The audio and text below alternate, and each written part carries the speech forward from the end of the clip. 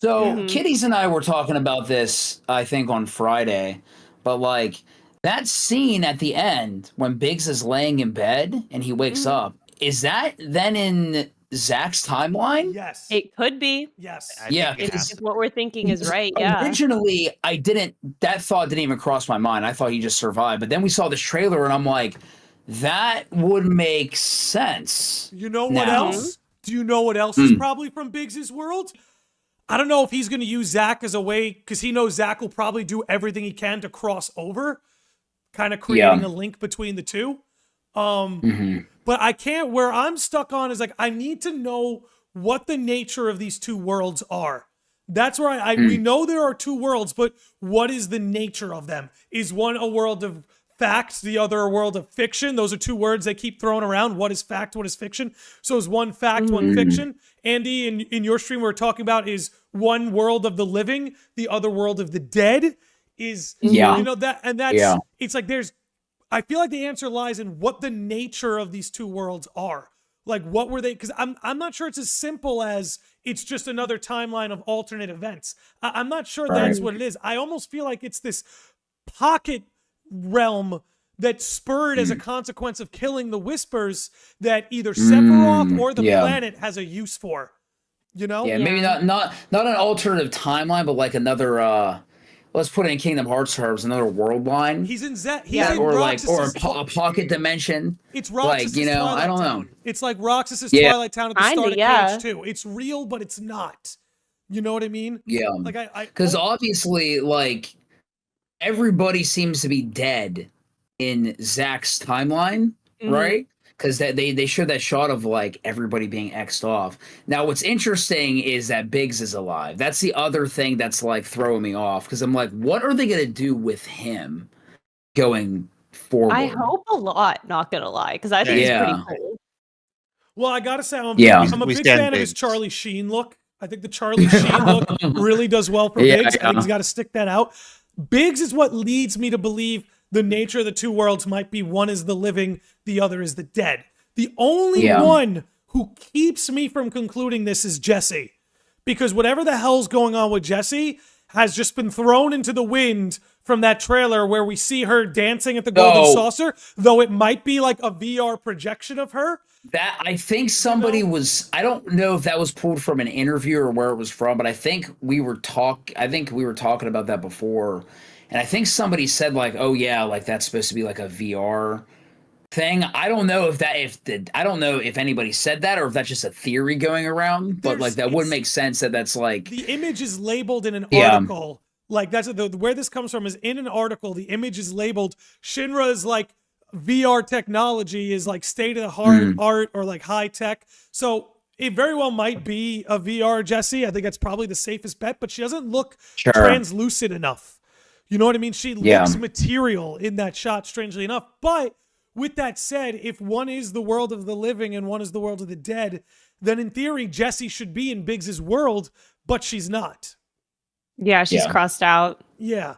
That's where I'm like, so why does Biggs get to survive? Is this just like, did the planet create this world and, you know, handpicked a few people to start to cross over and influence what's going on?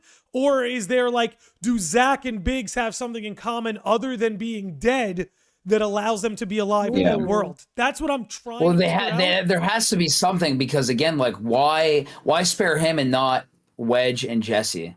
Well, Wedge, because I think Wedge is still alive in remake. Right. I don't think Wedge died. That's where I'm like, Jessie throws the whole thing off.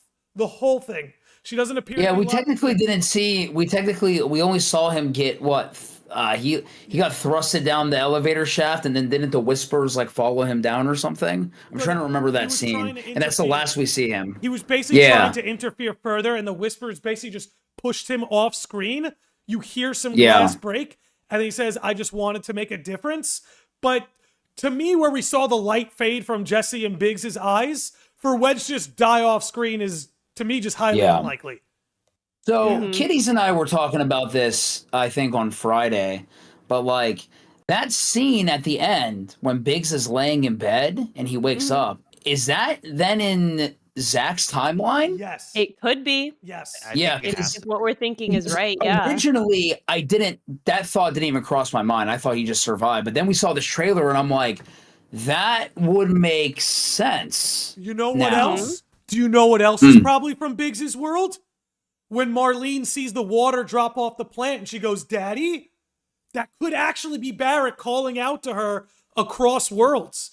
Because if they showed Biggs, oh my and gosh, that's supposed to be the Biggs world, why would it cut to Marlene and that suddenly be the, you know what I mean? Yeah. I don't know. I'm wondering now, is that Marlene scene part of Biggs' world as well?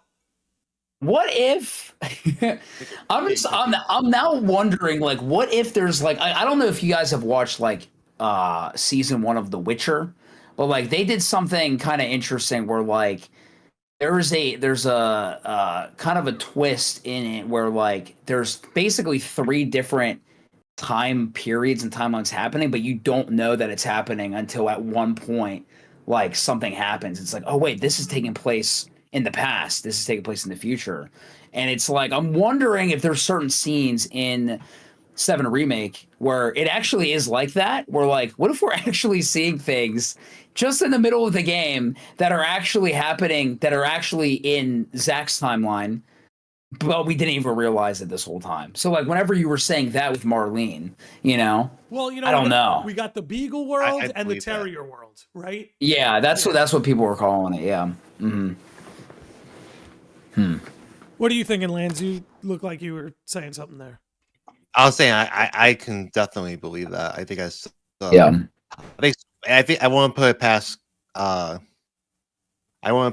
them to do that. It's very Square Enix writing to put different events from potentially different timelines to trick the player into thinking that it's all happening in real time. Well, might not.